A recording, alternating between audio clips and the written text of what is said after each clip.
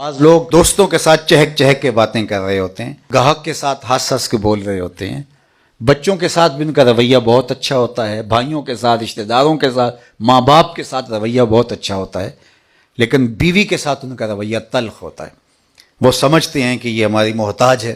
تو حضور علیہ الصلوۃ والسلام نے کس قدر نمایاں کردار اور اپنی سیرت کا پہلو لوگوں کے سامنے رکھا کہ کہیں یہ چیز نظر انداز نہ ہو جائے۔ آخری جو وصیتیں حضور علیہ السلام نے اپنی امت کے نام کی تھی وہ یہی تھی۔ ایک تو الصلاۃ الصلاۃ الصلاۃ 3 مرتبہ کہا، میں تمہیں نماز کی وصیت کرتا ہوں، نماز کی وصیت کرتا ہوں، نماز کی وصیت کرتا ہوں۔ اور دوسرا غلاموں اور بیویوں کے بارے میں اللہ سے ڈرنے کی وصیت کی تھی۔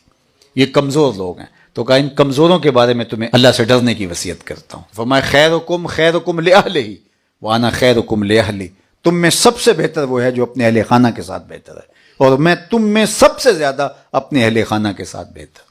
جب حضور علیہ السلام کا انتقال ہوا تو آقا کریم کے نکاح میں 9 ازواج تھی، 9 میں سے کسی ایک کو بھی حضور پر اعتراض نہیں تھا۔ یہ حضور کے کردار کی چمک ہے، یہ حضور کے سیرت کا جلی عنوان ہے۔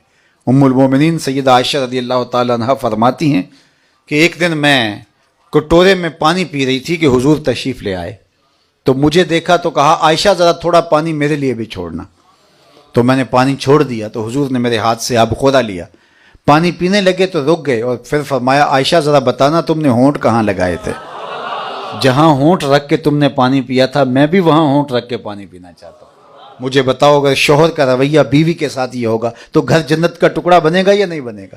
اس کو کتنی محبت پیدا ہوگی، کتنی اپنائیت ملے گی شوہر کی طرف سے، تمہارے گھر جنت بن جائیں، ہمسائیگی میں خوشبو پھیلے، محلے میں ضرورت مندوں کی ضرورت کا خیال رکھے، کبھی کسی کے ساتھ دھوکہ نہ کریں، جھوٹ نہ بولیں، معاشرے کے پسے ہوئے طبقوں کو اٹھائیں، ان کو کھڑا کریں، ان کے ضرورت کے کام۔ یہ میرے حضور علیہ السلام کا دیا ہوا دین ہے، یہ حضور کی محبت کا ہم سے تقاضا ہے، یہ حضور کی سیرت کو اختیار کرنے کا ایک خوبصورت رنگ ہے۔